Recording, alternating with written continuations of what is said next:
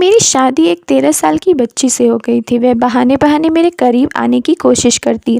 यह एक बाल विवाह है, इसलिए मैं उसके करीब नहीं जाता था। मैं इस बात से अनजान था कि वह इतनी भी बच्ची नहीं थी। सोशल मीडिया पर वीडियो देख-देख कर सुहागरात के बारे में सब कुछ जान चुकी थी। एक रात अचानक मेरे पास आ गई और मेरे साथ ज़बरदस्ती करने लगी और उसने मेरे कपड़ों को राजस्थान के सबसे पिछड़े इलाके में मेरा घर था और मैं यहाँ की हर एक रिवाज से अच्छी तरह से वाकिफ़ था और यहाँ का सबसे बेकार रिवाज बाल विवाह था और मैं इस बाल विवाह के सपोर्ट में बिल्कुल भी नहीं था।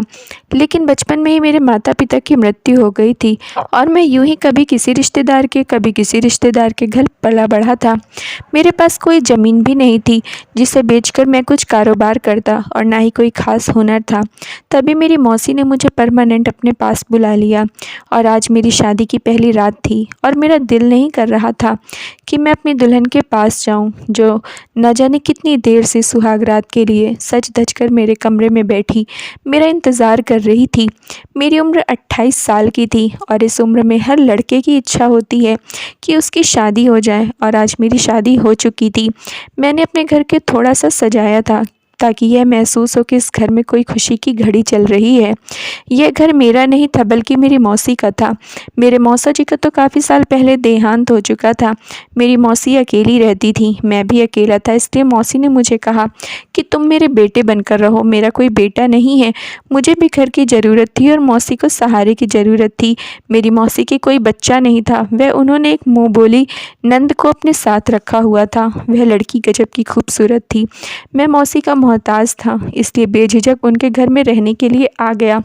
मैं पिछले 2 साल से इस घर में रह रहा था। यहाँ पर मौसी, उसकी मुँह बोली छोटी ननंद रहती थी। 2 साल पहले मौसी की नंद की उम्र 13 साल की थी और मैं उसे बच्चों की तरह समझता था। लेकिन वही 13 साल की बच्ची आज 2 साल के बाद 15 साल की होकर मेरी दुल्हन के रूप में मेरे कमरे में बैठी हुई थी। वह घर जो मौसी ने मेरे नाम कर रखा था और मैं 2 साल से इसी कमरे में रहता था, लेकिन दिमाग में भी नहीं था कि मेरी शादी मौसी की मुँह बोली नंद से हो जाएगी। वह अंदर कमरे में बैठी थी और मैं बाहर टीवी देखने में बिजी था। मौसी शायद सोने के लिए चली गई थी और थोड़े बहुत मेहमान भी घर चले गए थे, लेकिन मैं इस शक में पड़ गया था कि मैं कमरे में जाऊं या ना जाऊं। मुझे बहुत बुरा महसूस हो रहा था कि मैं 14 साल की लड़की के पास जाऊं और वह एक पत्नी की तरह शर्माए और घबराए, क्योंकि वह जैसी भी थी बच्ची ही थी। मैंने बस मौसी के कहने पर यह शादी की थी। हाँ, अगर वह थोड़ी सी बड़ी होती, 14 साल की जगह 18 या 20 साल की होती, तो फिर मैं उस शादी से खुश होता, क्योंकि वह बहुत प्यारी लड़की थी और मुझे कोई एतराज़ नहीं होता। मुझे एतराज़ सिर्फ़ और सिर्फ मधु की उम्र पर था, उससे ज़्यादा मुझे कोई एतराज़ नहीं था। लेकिन मौसी ने कुछ इस तरह से मुझे जज्बाती तौर पर ब्लैकमेल किया कि मैं मना नहीं कर सका। मैं तो मौसी से यह कह दिया कि मैं शादी कर लूँगा, लेकिन अभी विदाई की बात रहने देना। जब वह बड़ी हो जाएगी तो आप उसकी विदाई कर देना। लेकिन मौसी ने कहा कि उन्हें विदाई भी आज ही करनी है। विदाई से मेरा मतलब यही था कि जिस तरह से पति पत्नी एक प्यार की ज़िंदगी की शुरुआत करते हैं, वह शुरुआत हम अभी नहीं करेंगे, जब मधु बड़ी हो जाएगी तब करेंगे, यानी आज से 5 साल बाद। क्योंकि मैं इतनी छोटी लड़की से शादी करने को कानूनन जुर्म समझता था और ये हकीकत कानूनन जुर्म ही था, इसलिए चुपके से मौसी ने मेरी शादी करवा दी। वरना अगर बात पुलिस तक जाती तो पुलिस हमारे घर आ जाती, क्योंकि अब इस बाल विवाह पर पुलिस बड़ी गंभीरता से एक्शन लेती है। इस शादी को लेकर मैं काफ़ी हद तक डर में भी था। मेरा भविष्य भी शादी की वजह से ख़राब हो सकता था। अगर किसी ने पुलिस में जाकर रिपोर्ट कर दी और चुगली कर दी कि मैं कम उम्र कमसिन लड़की से शादी की है, तो पक्का मुझे कोई ना कोई सज़ा तो मिल ही जाती। मैं इन्हीं सोचों में डूबकर आंगन में सोफे पर सोया हुआ था। मेरी मौसी के कमरे का दरवाज़ा खुला और वह उठकर आ गईं और मेरी तरफ हैरानी से देखने लगीं और मुझे कहा कि तुम अभी तक दुल्हन के पास नहीं गए हो, वह तुम्हारा इंतज़ार कर रही है। मौसी के मुंह से यह बात सुनकर मुझे ना जाने क्यों अजीब लगा था। मैं अपने दिमाग में सवाल जवाब सोच रहा था। मौसी को क्या जवाब दूं? मैं उनसे क्या कहता कि मैं दुल्हन के पास नहीं जाना चाहता? अगर वाकई वह दुल्हन बनने के काबिल होती तो मुझे जाने में कोई एतराज़ नहीं था, लेकिन वह तो एक छोटी सी 15 साल की बच्ची थी। उसकी उम्र तो गुड़िया खेलने की थी। मैंने कहा कि मेरी तबीयत ठीक नहीं है, तो मौसी ने कहा कि कोई बहाना नहीं चलेगा, तुम्हें दुल्हन के पास जाना ही होगा। मैं बड़े अरमानों से अपने मुंह बोली नंद की तुमसे शादी की है, अब इस तरह से तुम मेरी नंद को धोखा नहीं दे सकती। मौसी की बात पर मैं हैरान हो गया। धोखा देने वाली बात कहाँ से आ गई? वह शायद मेरी बात समझते हुए भी नासमझ बन रही थी। मजबूरन मुझे वहाँ से उठना ही पड़ा था। मधु के पास जाना पड़ा। जैसे ही मैं कमरे का दरवाज़ा खोला तो देखा कि मधु पूरी दुल्हन के रूप में बहुत तैयार होकर सर झुकाए बैठी थी। मुझे ना जाने क्यों मधु का बहुत दुख हुआ था। वह छोटी सी बच्ची थी। मौसी की ज़िद की वजह से हम दोनों इस रिश्ते में बंध गए थे, लेकिन मैंने फैसला कर लिया था कि मैं उसके साथ अभी शारीरिक संबंध नहीं बनाऊंगा जब तक कि वह 18 साल की नहीं हो जाती।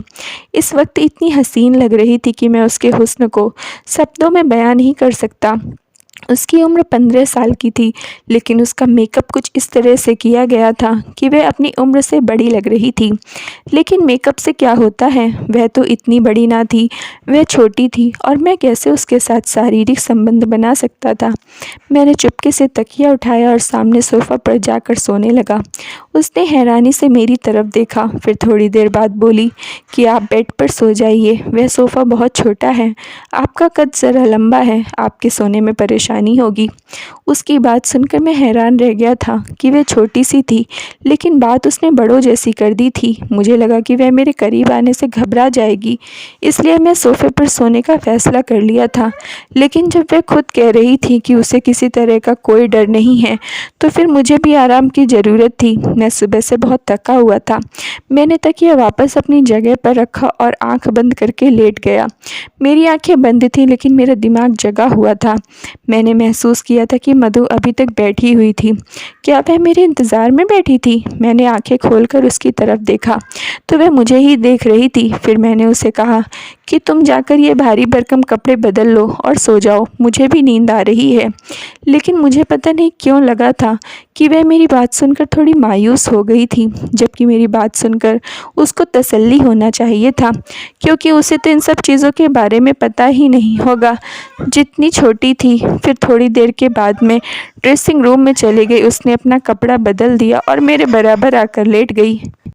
तो मैंने उठकर लाइट ऑफ़ कर दी, लेकिन सोते टाइम मुझे पता नहीं क्यों महसूस हो रहा था कि वह बार बार सरक कर मेरी तरफ आ रही थी। मैं बार बार उसे फिर से उसकी जगह पर आराम से धकेल देता, लेकिन फिर से वह सरक सरक कर मेरे करीब आ जाती। उसे शायद नींद में ज़्यादा करवट बदलने की आदत थी। वह तो नींद में यह हरकत कर रही थी, लेकिन मैं तो जग रहा था और उसकी यह हरकत मेरे जज्बात को भी छेड़ रहा था। मेरे सामने एक लड़की थी, वह भी मेरी धर्मपत्नी थी। उसके साथ मेरी शादी हुई थी। मैं चाहता तो उसे अपना हक वसूल कर सकता था, लेकिन मेरा ज़मीर इस बात को मानने को तैयार नहीं था। इतनी छोटी सी बच्ची के साथ मैं अभी शारीरिक संबंध नहीं बना सकता था। टाइम से पहले यह कानूनी जुर्म था। कल को अगर पुलिस को शादी की खबर भी हो जाती तो मधु की मेडिकल चेकअप के बाद मुझे कोई सज़ा नहीं होनी थी, क्योंकि साबित हो जाता कि मैं सिर्फ उसके साथ शादी की है, लेकिन उसके साथ कोई शारीरिक संबंध अभी नहीं बनाया था। मैं बहुत दूर की सोच रहा था। सारी रात मैंने बेचैनी में बिताया और सुबह जब मेरी आँख खुली तो बहुत देर से खुली थी। मैंने देखा मधु आराम से सो रही थी। मुझे बहुत बेचैनी हो रही थी। मधु को लेकर मैं कैसे उसके साथ इतने साल कमरे में बिता सकता हूँ। मैंने सोचा कि मैं मौसी से बोलूँगा कि हमारा कमरा अलग कर दो जब तक कि वह 18 साल की नहीं होती। मधु एक लंबे कद की लड़की थी और बेहद खूबसूरत थी। मैं 2 साल से इस घर में ऐसे रह रहा था जैसे मैं इस घर में हूँ ही नहीं। मैं सारा दिन घर से बाहर ही रहता था और सिर्फ खाने और सोने के लिए ही घर में आता था, या फिर मौसी कोई काम कह देती तो उनके लिए सौदा वगैरह लेने आ जाता था या बिजली का बिल जमा करवाता था। मैं ऐसे ही छोटे मोटे काम मौसी के कर दिया करता था। मैं बिना वजह घर पर बैठे रहने वाले लड़कों में से नहीं था। मैं घर से बाहर निकलता था रोजगार की तलाश में। परमानेंट कोई नौकरी तो नहीं थी, लेकिन कुछ ना कुछ काम ज़रूर करता था। मौसी की तबीयत थोड़ी ख़राब हुई तो उन्होंने मुझे बुलाया और कहा कि मेरी ज़िंदगी का कोई भरोसा नहीं है। मैं चाहती हूँ कि तुम मेरी मुँह बोली नंद से शादी कर लो।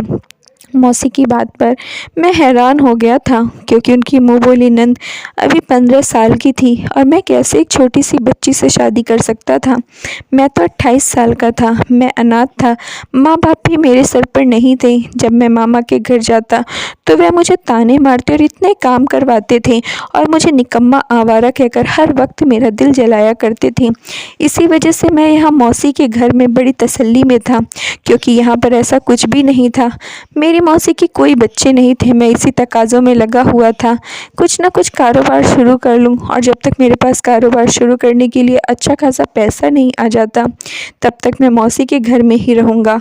और जो थोड़े बहुत पैसे ऑनलाइन के काम से आ रहे थे, मोटर मैकेनिक का काम भी सीख रहा था, मैं कोई कारोबार शुरू कर लूँगा और उसके बाद अपना घर ले लूँगा, नहीं तो किराए का घर ले लूँगा, लेकिन अपने रहने का अलग बंदोबस्त कर लूँगा। लेकिन मैं इतनी जल्दी खर्चा नहीं कर सकता था। मैं तो खाने पीने की चीज़ों में भी खर्च नहीं करता था। खाना पीना भी मेरी मौसी के ऊपर था। मेरे पास तो मेरी अपनी एक मौसी ही थी, जिसने मुझे सहारा दिया था, मुझे कभी किसी बात के लिए ताना नहीं दिया। और मामा और मामी मेरा बगैर दिल जलाए कोई काम नहीं करते थे। मामा मामी तो घर में मुझे खाना तो देते थे, लेकिन एक खाने के लिए मुझे 100 बातें सुननी पड़ती थीं।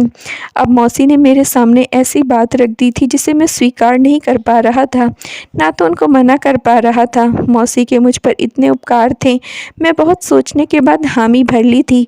लेकिन मेरी शर्त यह थी कि विदाई 5 साल के बाद की जाएगी। लेकिन मेरी मौसी की बात से तो मेरे सर पर धमाका सा फूटा था। जब उन्होंने कहा कि नहीं, विदाई भी शादी के साथ ही कर दूंगी, मैंने कहा कि ऐसी भी कोई मुसीबत नहीं आई है कि इतनी जल्दी विदाई कर दोगी, मैं भाग तो नहीं जा रहा हूँ। तो मौसी ने कहा कि कुछ भरोसा नहीं आजकल के लड़कों का, कल को तुम्हें कोई और लड़की पसंद आ जाए और तुम मेरी नंद को धोखा दे दो, क्योंकि तुम एक जवान और हैंडसम लड़के हो, नया खून है, कोई भी लड़की तुमको अपनी मोहब्बत के जाल में फंसा सकती है और फिर मेरी नंद की तो ज़िंदगी बर्बाद हो जाएगी। इसलिए मैं चाहती हूँ कि तुम्हारी विदाई हो जाए। मौसी ने तो हर तरफ से मेरा रास्ता बंद कर दिया था। उनकी बात अपनी जगह ठीक थी, बल्कि अगर मैं कहूँ कि उनका डर अपनी जगह ठीक था, क्योंकि उस लड़की को उन्होंने अपनी बेटी की तरह पाला था। लेकिन मधु की हरकतें तो मुझे कुछ और ही बता रही थी। वह इतनी भी छोटी नहीं थी कि जितनी छोटी मैं उसे समझ रहा था। मैंने महसूस किया कि वह बहाने बहाने से मेरे करीब आने की कोशिश करती। फिर मुझे लगा कि शायद मौसी की पढ़ाई हुई पट्टी थी। उन्होंने हकीकत में मधु को यह सिखाया होगा, किसी तरह वह मुझे शारीरिक संबंध बनाने के लिए राज़ी कर ले, ताकि जल्दी ही वह प्रेग्नेंट हो जाए और हम दोनों एक खूबसूरत मजबूत डोर में बंध जाएं। मुझे मौसी की नीयत पर अफसोस हो रहा था। उन्हें अपनी बच्ची की सेहत की फिक्र नहीं थी, बस उसका भविष्य संवार रही थी। लेकिन कुछ साल के बाद मेरा यह ख्याल भी गलत साबित हो गया था कि मौसी की पढ़ाई हुई पट्टी नहीं थी। मैंने महसूस किया कि मधु को खुद कुछ इस तरह की ही थी। उसका दिमाग वक्त से पहले बड़ा हो गया।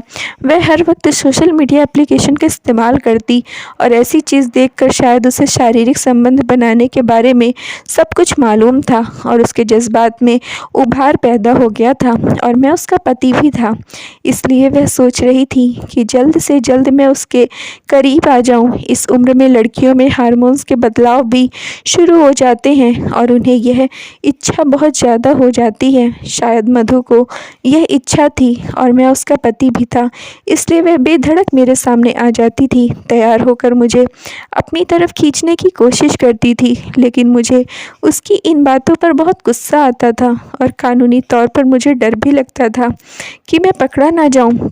यह कानूनी जुर्म है और अगर किसी ने चुगली कर दी तो मैं जेल की सलाखों के पीछे भी जा सकता हूँ। मैंने देखा मधु की दिमागी हालत दिन ब दिन ख़राब होती जा रही थी। उसे इस बात का बहुत डिप्रेशन था कि मैं उसके करीब नहीं जा रहा हूँ। लेकिन एक दिन मेरी बर्दाश्त की हद ख़त्म हो गई जब उसने खुद मेरे करीब आने की कोशिश की। मैंने उसको धक्का दिया तो रोने लगी, कहने लगी मैं आपकी पत्नी हूँ, आप मुझसे दूर क्यों रहते हैं। तो मैंने उसे कहा कि पहले अपनी उम्र देखो, फिर ऐसी बात करो। मेरा गुस्सा 7वें आसमान पर था। मैंने उसको बहुत ज़्यादा डांट दिया था और घर छोड़कर चला गया। 2 दिन तक घर से बाहर ही रहा और अपना मोबाइल ऑफ कर दिया और मैं अपने दोस्त के घर पर रहा। मैं दिमागी तौर पर बहुत परेशान था। घर वापस आया तो मौसी परेशान थी। उन्होंने कहा कि मुझे पता था कि तुम मेरी मधु को छोड़कर चले जाओगे। मैंने देखा कि मधु का रंग पीला पड़ा हुआ था।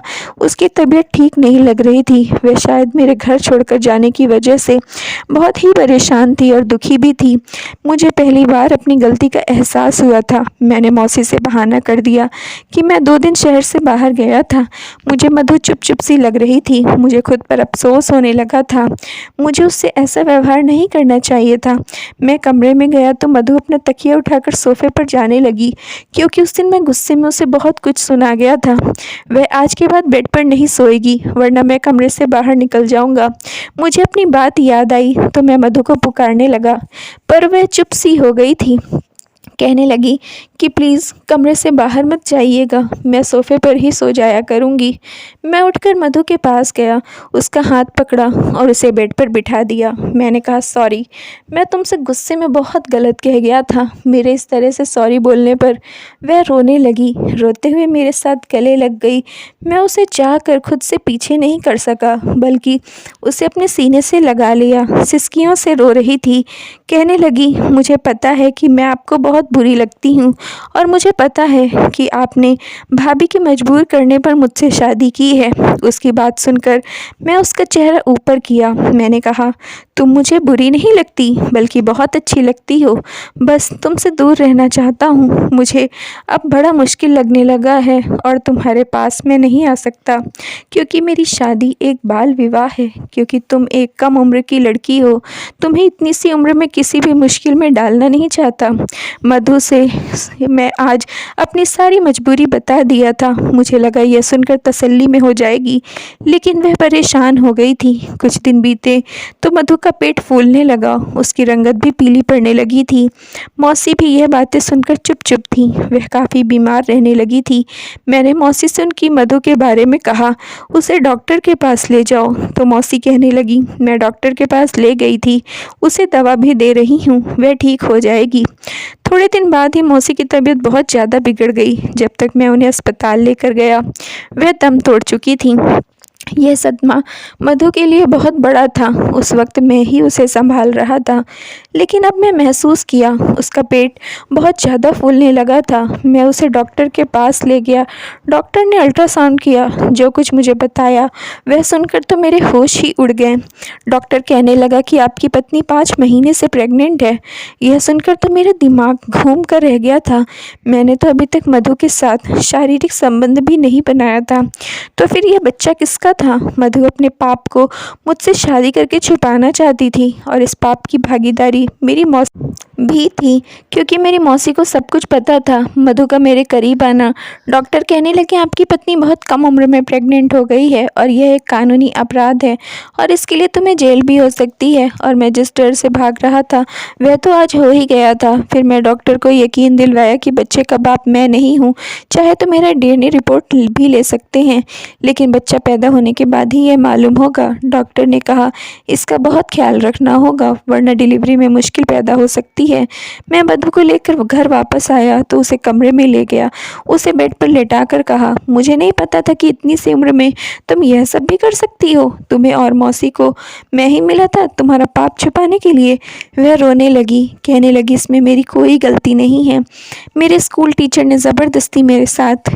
यह कहकर वह रोने लगी। कहने लगी, भाभी मुझे डॉक्टर के पास ले गई थी, लेकिन डॉक्टर ने अबॉर्शन के लिए मना कर दिया। यह सुनकर मैं सर पकड़कर बैठ गया था। मधु कहने लगी, मुझे डिवोर्स मत दीजिएगा, बेशक आप दूसरी शादी कर लो, लेकिन मुझे अकेला मत छोड़ना। मेरी कोई गलती नहीं है। गलती वाकई उसकी कोई नहीं थी। मैंने उसके स्कूल टीचर पर केस कर दिया। बच्चा होते ही उसे मुजरिम भी साबित कर दिया, सज़ा भी दिलवा दी, लेकिन मधु को बेसहारा नहीं छोड़ सकता था और न उसके बच्चे को, क्योंकि उसका बच्चा तो बेकसूर था। मैं मधु के साथ उस बच्चे को भी अपना लिया, जो कि एक मुश्किल काम था। आप लोग बताएं कि मैं मधु और उसके बच्चे को अपनाकर सही किया या गलत, मुझे कमेंट में ज़रूर बताइएगा। आशा करती हूँ कि आप लोगों की स्टोरी पसंद आई होगी। लाइक कर दीजिए और चैनल पर नए हैं तो सब्सक्राइब कर लीजिए।